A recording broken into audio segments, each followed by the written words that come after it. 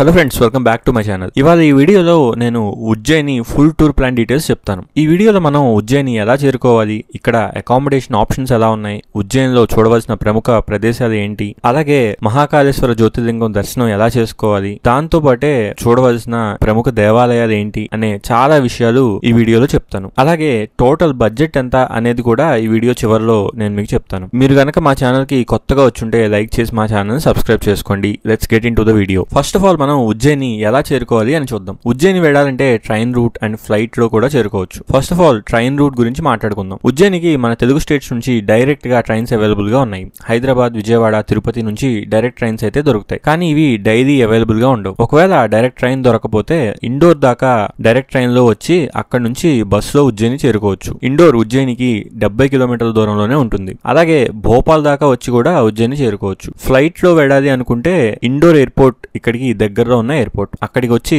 అక్కడ నుంచి మీరు బస్ ఆర్ క్యాబ్ లో ఉజ్జయిని చేరుకోవచ్చు. ఇండోర్ నుంచి ఉజ్జయిని నియర్లీ 70 కిలోమీటర్ల దూరంలో ఉంటుంది. అయితే ఇప్పుడు ఇక్కడ అకామిడేషన్ ఆప్షన్స్ ఎలా ఉంటాయో చూద్దాం. నేను ఉజ్జయినికి Chennai Jaipur superfast express లో ట్రావెల్ చేశాను. ఈ ట్రైన్ ఉజ్జయినికి చేరుకునేసరికి నైట్ 9 PM అయింది. ఉజ్జయిని రైల్వే స్టేషన్ ఆపోజిట్ లోనే మీకు చాలా హోటల్స్ అవైలబుల్ గా ఉంటాయి. నేనైతే ఇక్కడే రైల్వే స్టేషన్ కి ఎగ్జాక్ట్ ఆపోజిట్ లో ఉన్న మహాదేవ్ హోటల్లో రూమ్ తీసుకున్నాను. ఆన్లైన్ లో కూడా రూమ్స్ దొరుకుతాయి, కానీ ఆ రూమ్స్ ఎలా ఉంటాయో మనం చెప్పలేం. వాళ్ళు పెట్టే ఫొటోస్ ఒకలాగా అండ్ మనం వెళ్ళి చూస్తే ఒకలాగా ఉంటాయి. సో డైరెక్ట్ గా వెళ్ళి రూమ్ చూసుకొని తీసుకోవడం ప్రిఫర్ చేయండి. కొంచెం కాస్ట్ అటు ఇటు అయినా కూడా రూమ్స్ ఎలా ఉన్నాయో చూసి తీసుకోవచ్చు. నేను మా ఫ్యామిలీతో వెళ్ళాను. సో ఏసీ రూమ్ 3 మెంబర్స్ కి 1500 పర్ డే ఛార్జ్ చేశారు. రూమ్ అయితే ఎలా ఉంది. ఆ రేట్ కి రూమ్ నాకు గుడ్ అనిపించింది. అలాగే ఇక్కడ మహాకాళేశ్వర్ భక్త నివాస్ కూడా ఉంది. ఇక్కడ కూడా రూమ్స్ అవైలబుల్ గా ఉంటాయి. దీనికి ఆన్లైన్ బుకింగ్ అయితే లేదు, డైరెక్ట్ గా వచ్చి రూమ్స్ తీసుకోవాలి. మేము ఇక్కడ రూమ్ తీసుకుని డిన్నర్ కంప్లీట్ చేసుకుని నెక్స్ట్ డే దర్శనంకి వెళ్ళాం. ఇప్పుడు ఉజ్జయినిలో చూడవలసిన ప్రముఖమైన ఆలయాలు ఏంటో చెప్తాను. మార్నింగ్ 7 కల్లా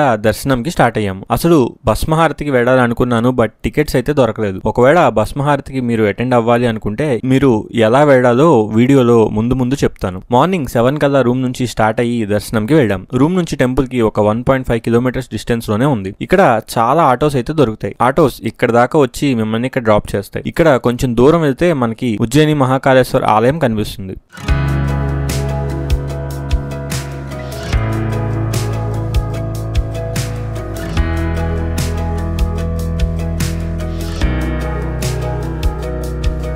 ఇప్పుడు వెళ్తున్నాం దర్శనానికి. జనాలు కొంచెం తక్కువగానే ఉన్నట్టున్నారు. చూద్దాం ఎలా ఉన్నారో. లోపలికి వెళ్ళి చూద్దాం పదండి.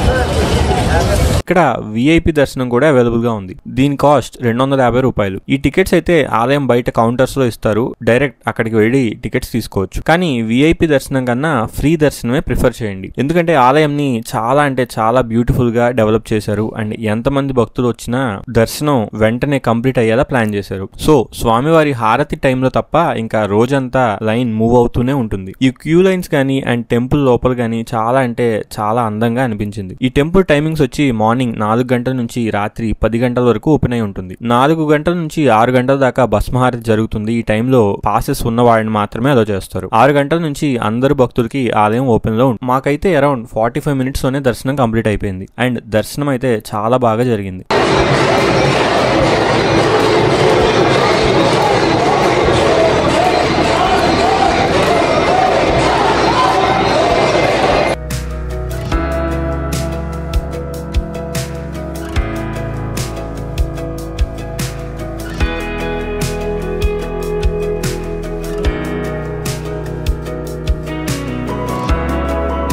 ఉజ్జయిని అనేది మన భారతదేశంలో ఉన్న 12 జ్యోతిర్లింగాల్లో చాలా ప్రముఖమైన దేవాలయం. ఇక్కడ స్వామివారు దక్షిణ ముఖంతో ఉంటారు. 12 జ్యోతిర్లింగాల్లో ఉజ్జయినిలో మాత్రమే స్వామివారు దక్షిణామూర్తిలాగా దర్శనమిస్తారు. ఒకవేళ గర్భగుడిలోకి వెళ్ళాలనుకుంటే జలాభిషేకం టికెట్ తీసుకుని వెళ్ళాలి. ఈ టికెట్ కాస్ట్ మనిషికి 1000 రూపాయల దాకా ఉంటుంది. ఈ టికెట్ తీసుకున్న వాళ్ళు ఖచ్చితంగా డ్రెస్ కోడ్ అయితే ఫాలో అవ్వాలి. ఇలా ఆలయం నుంచి బయటకు వచ్చాక మీకు ఈ గోపురం కనిపిస్తుంది. ఈ గోపురంలో 3 అంతస్తులు ఉంటాయి. కింది భాగంలో మనం దర్శనం చేసుకున్న మహాకాళేశ్వర స్వామి వారు, అలాగే మధ్య భాగంలో ఓంకారేశ్వర స్వామి అండ్ పై భాగంలో నాగచంద్రేశ్వర స్వామి ఉంటారు. దేవాలయం నుంచి బయటికి రాగానే ఓంకారేశ్వర స్వామిని కూడా దర్శనం చేసుకోండి. పైన అంతస్తులో ఉండే నాగచంద్రేశ్వర స్వామిని సంవత్సరం మొత్తంలో నాగుల చవితి రోజు మాత్రమే ఓపెన్ చేస్తారు. ఈ ఆలయం ఆవరణలో ఇంకా చాలా టెంపుల్స్ ఉన్నాయి. ఇక్కడ గణేష్ టెంపుల్, నరసింహస్వామి టెంపుల్, ఇంకా హనుమాన్ టెంపుల్ కూడా ఉన్నాయి. ఇవన్నీ దర్శనం చేసుకుని బయటికి రావాలి.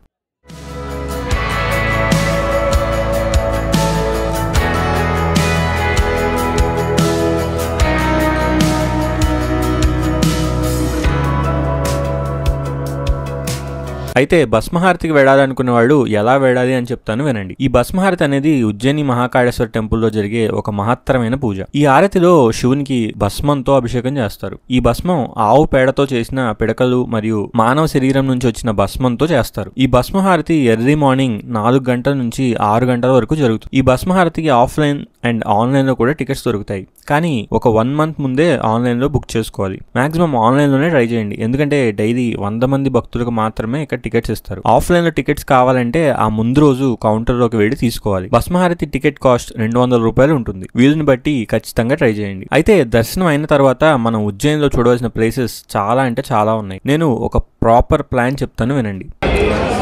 ఇప్పుడు బయటికి వచ్చాను. దర్శనం అయితే బాగా జరిగింది. మహాకాళేశ్వర దర్శనం జనాలు అంతగా లేరు. టైం వచ్చేసి 8:30 అయింది. సో అందుకే జనాలు లేరు అనుకుంటా, ఎర్లీ మార్నింగ్ కాబట్టి. 7కి వచ్చాను. కంప్లీట్ అయింది దర్శనం. పదంగా మార్నింగ్ 6కే స్టార్ట్ అయ్యి మహాకాళేశ్వరం దర్శనం కంప్లీట్ చేసుకోండి. వెంటనే పక్కనే ఉన్న బడా గణేష్ దేవాలయాన్ని దర్శించుకోండి. ఇది టెంపుల్ నుంచి వాకబుల్ డిస్టెన్స్ లోనే ఉంటుంది. అలాగే ఇక్కడ భరతమాత టెంపుల్ కూడా ఉంటుంది, అది కూడా విజిట్ చేయండి. ఇవన్నీ టెంపుల్ కి చుట్టుపక్కలే ఉంటాయి. సో వీటికి వాక్ చేసుకుంటూ వెళ్ళొచ్చు. అలా ఒక 500 మీటర్స్ వాక్ చేసిన తర్వాత మీకు హరసిద్ధి స్క్వేర్ కనిపిస్తుంది. ఇక్కడ మీకు ఇలా సింహం విగ్రహం కనిపిస్తుంది. మీరు గుర్తుపెట్టుకోవాల్సిన విషయం ఏంటంటే ఉజ్జయినిలో చూడవలసిన ప్రదేశాల్లో కొన్ని సిటీ లోపల ఉంటే కొన్ని సిటీ అవుట్స్కట్స్ లో కూడా ఉన్నాయి. సో సిటీ అవుట్ సైడ్ ఉన్న ప్లేసెస్ కూడా చూడాలి. మీరు ఈ హరసిద్ధి సెంటర్ కి చేరుకుని అక్కడ ఆటోస్ లో ఈ అవుట్ సైడ్ ఉండే ప్లేసెస్ అన్నింటినీ విజిట్ చేయాలి. ఇక్కడ మీకు చాలా ఆటోస్ అయితే దొరుకుతాయి. వీళ్ళు మొత్తం 5 టెంపుల్స్ చూపిస్తారు. ఇవి మన టెంపుల్ నుంచి దూరంగానే ఉంటాయి. సో బెటర్ అన్ని కలిపి ఆటో మాట్లాడి ఎక్కండి. యూజువల్ గా వీళ్ళు మనిషికి 200 దాకా ఛార్జ్ చేస్తారు. కానీ బేరం ఆడితే ముగ్గురికి 450కి ఒప్పుకున్నాడు. అన్ని ప్లేసెస్ చక్కగా తిప్పి చూపించాడు. అయితే ఫస్ట్ ఆఫ్ ఆల్ మనం విజిట్ చేసేది కాలభైరవ మందిర్. ఉజ్జయిని వచ్చిన వాళ్ళు కాలభైరవ స్వామిని తప్పకుండా విజిట్ చేయాలి. కాలభైరవ స్వామిని ఉజ్జయిని నగరానికి సంరక్షకుడిగా పిలుస్తారు. ఇక్కడ స్వామివారికి మద్యం ప్రసాదంగా ఇస్తారు. ఇక్కడ దుకాణాల్లో కూడా ఆల్కహాల్ అమ్ముతారు. చూసారా ఇక్కడ ఎంతమంది జనాలు ఉన్నారో. ఇక్కడ చాలా టైం పట్టింది దర్శనం కంప్లీట్ అవడానికి. ఈ ఆలయం మాత్రం ఉజ్జయిని వస్తే మిస్ చేయకుండా వెళ్ళాలి. చాలా మంది ముందు ఈ ఆలయం దర్శించుకొని తర్వాత మహాకాళేశ్వర జ్యోతిర్లింగం దర్శించుకుంటారు. బట్ మేము మాత్రం ముందు దర్శనం కంప్లీట్ చేసుకుని ఇక్కడికి వచ్చాం.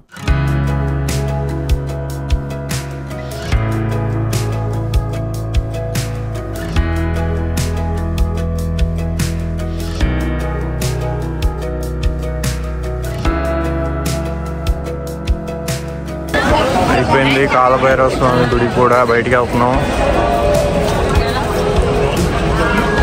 ఈ ఆలయం తర్వాత మనం వెళ్ళబోయే ప్లేస్ మంగళనాథ్ మందిర్. ఇది మంగళ గ్రహం యొక్క దేవాలయం. ఈ ప్రాంతంలో శివుడే మంగళనాథుడిగా వెలిసి ఉన్నాడు. ఈ ప్రాంతాన్ని ఇండియాకి మిడ్ పాయింట్ గా చెప్తారు. మంగళ గ్రహాన్ని కుజగ్రహం అని కూడా పిలుస్తారు. ఇండియా మొత్తంలో ఇక్కడ ఒక్కచోట మాత్రమే ఇలా మంగళ గ్రహంకి దేవాలయం ఉంది. ఇక్కడ చాలా మంది గ్రహ దోషాలు కుజ దోషాలు ఉన్నవాళ్ళు పూజ చేయించుకుంటారు. చూసారా ఇక్కడ ఎంతమంది ఉన్నారో. ఇక్కడ కూడా మేము వచ్చేసరికి చాలా పెద్ద లైన్ ఉంది. ఇది కూడా చాలా మహిమగల దేవాలయం. ఖచ్చితంగా విజిట్ చేయండి. ఈ దేవాలయం తర్వాత మనం విజిట్ చేయబోయే ప్లేస్ సందీపని ఆశ్రమం. ఈ ఆశ్రమం మంగళనాథ్ టెంపుల్ నుంచి 1 కిలోమీటర్ దూరంలోనే ఉంటుంది. ఇది సందీపని మహర్షి యొక్క ఆశ్రమం. ఇక్కడే శ్రీకృష్ణుడు ఇంకా బలరాముడు వాళ్ళ విద్యాభ్యాసం చేశారు. ఇక్కడ వాడు చదువుకున్న స్థలం ఇంకా వాళ్ళ చిన్నప్పుడు జరిగిన దృశ్యాలు ఇవన్నీ పెయింటింగ్ రూపాల్లో లైన్ లో పెట్టారు. అలా మొత్తం తిరిగి చూడండి.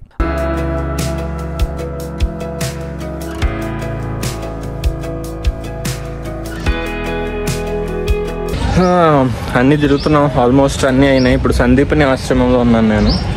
సందీపని ఆశ్రమం అంటే కృష్ణుడు చదువుకున్న చోటు ఇది ఆశ్రమం. పొద్దున దర్శనం అయితే కంప్లీట్ అయింది. అండ్ వీరభద్రస్వామి టెంపుల్కి వెళ్ళాం. అండ్ తర్వాత మంగళనాథ్ ఆలయంకి వెళ్ళాం. ఇది 3వది. దీని తర్వాత మనం గడ్కాళికా మందిర్కి వెళ్ళాలి. మనం మళ్ళీ రూమ్కి వెళ్ళిపోదాం. ఈవినింగ్ మనం మహాకాళిలోకి వెళ్దాం. అక్కడ మనకి దీపాలు వెలిగిస్తారు. అక్కడే శక్తిపీఠం కూడా ఉంది, అది కూడా చూద్దాం. ఆ తర్వాత మనం వెళ్ళిన ప్లేస్ గడ్కాళికా మందిర్. ఇది అష్టాదశ శక్తిపీఠాల్లో ఒకటి.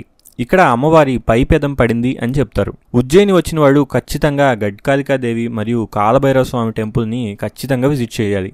12 జ్యోతిర్లింగాల్లో ఓన్లీ 3 ప్లేసెస్లో మాత్రమే శక్తిపీఠం ఇంకా జ్యోతిర్లింగం కలిసి ఉన్నాయి. ఆ 3 ప్లేసెస్లో ఉజ్జయిని ఒకటి. సో ఇక్కడ ఖచ్చితంగా వచ్చి దర్శనం చేసుకోండి. ఈ కాళికాదేవిని పూజించి మహాకవి కాళిదాసు తెలివిలేని వాడి నుంచి మహాకవిగా మారారు అని చెప్తారు. ఇక్కడ మన కోరికలు రాస్తే తీరుతాయంట. అందరు రాస్తున్నారు చూసారా. మా మమ్మీ కూడా రాసేస్తున్నారు ఏదో.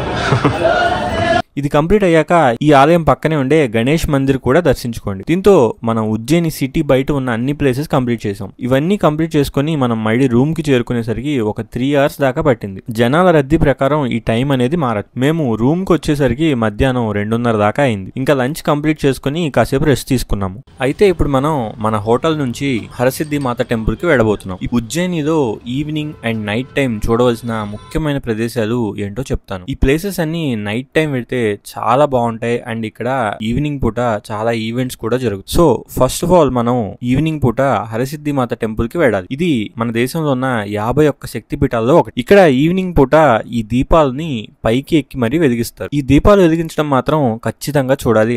అందరూ ఇక్కడ వెయిట్ చేస్తున్నారు చూడండి. ఇది చాలా బ్యూటిఫుల్ గా ఉంటుంది అండ్ ఖచ్చితంగా ఎక్స్పీరియన్స్ చేయాలి. ఇవి మొత్తం ఒక్కొక్కటి వెలిగిస్తూ కింద దాకా వస్తారు అండ్ లోపల అమ్మవారి దర్శనం కూడా చేసుకోవాలి ఇది కంప్లీట్ అయ్యాక.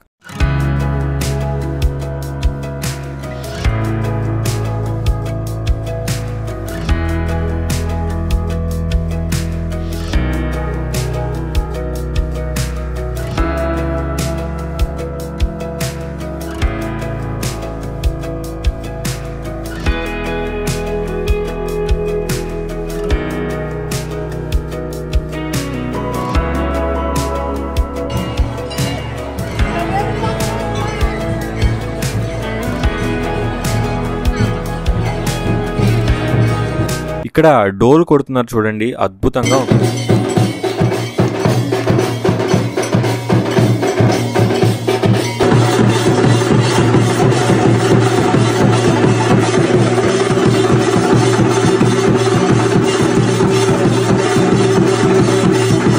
ఉజ్జయిని వస్తే ఇక్కడ నుంచి ఓంకారేశ్వర్కి బస్సెస్ అయితే ఉంటాయి, ఏసీ బస్సెస్. ఇక్కడికి వచ్చి కలవండి.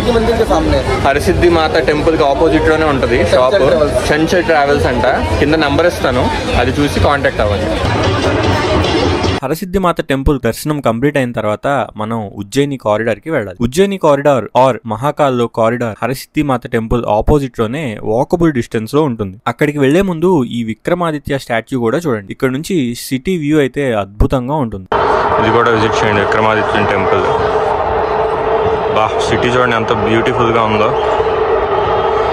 వాడు ఆస్థాన కౌలు అనమాట వీళ్ళు.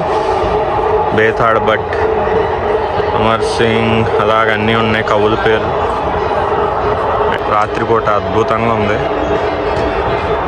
ప్యారిస్లో ఉన్నట్టుంది. ప్యారిస్లో ఇలాగే ఉంటుంది. వావ్ వావ్, అద్భుతంగా ఉంది, కనిపిస్తుంది చూడడానికి.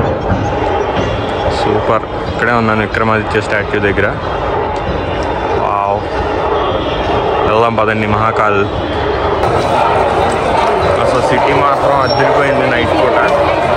చూడండి అసలు ఎలా ఉందో. కళ్ళతో చూడాలి, ఇది ఫోన్లతో ఏం కనిపిస్తుంది.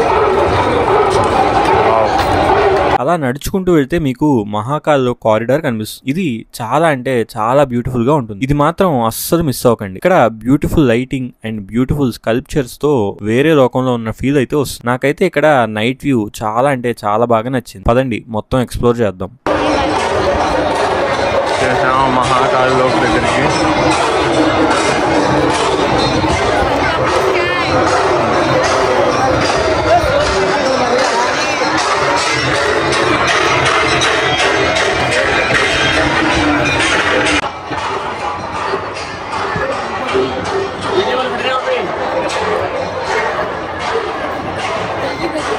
జనాలు చూడండి ఎంతమంది ఉన్నారు.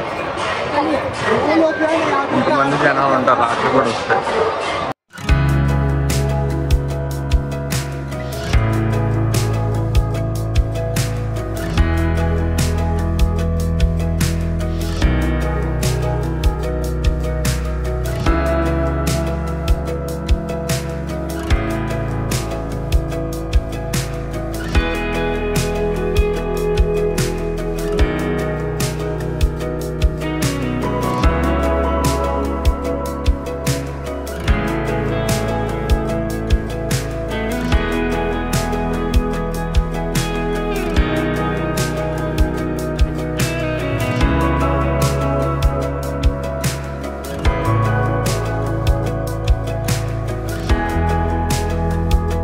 మహాకాల్లోకి అయితే అదిరిపోయింది.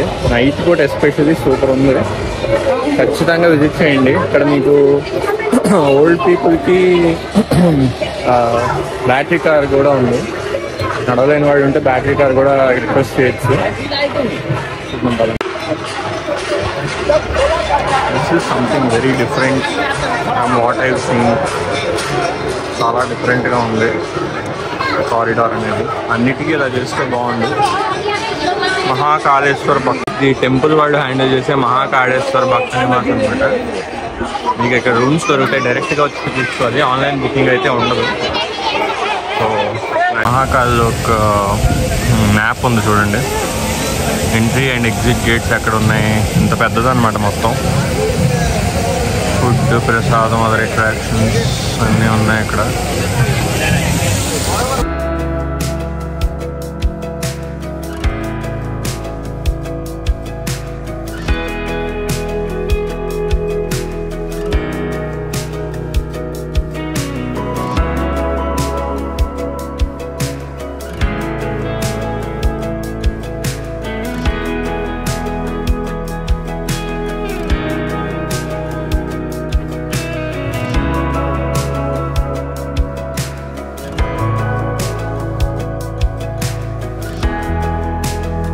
ఈ మహాకాల్ లోక్లో చాలా దూరం వాక్ చేయాల్సి ఉంటుంది. అలా చేసి ఆ చివర ఉండే ఇంకో గేట్ లోంచి ఎగ్జిట్ అవ్వచ్చు. ఇది కంప్లీట్ అయ్యాక మీరు దగ్గరే ఉన్న రామ్ ఘాట్ కూడా విజిట్ చేయొచ్చు. ఇక్కడ కుంభమేళ టైంలో కొన్ని లక్షల మంది భక్తులు స్నానం చేస్తారు. ఇది కంప్లీట్ అయ్యాక మీరు మీ రూమ్ కి చేరుకోండి. దీంతో మన ఉజ్జయిన్ మహాకాళేశ్వరుని దర్శనం అయితే కంప్లీట్ అవుతుంది. అలాగే ఇక్కడ నుంచి నేను ఓంకారేశ్వర్ వెళ్ళాను. సో ఆ టూర్ ప్లాన్ డీటెయిల్స్ కూడా అప్లోడ్ చేస్తాను. So stay tuned. ఒకవేళ మీకు మా వీడియో నచ్చితే లైక్ చేసి మా ఛానల్ సబ్స్క్రైబ్ చేసుకోండి. Thank you so much for watching our video.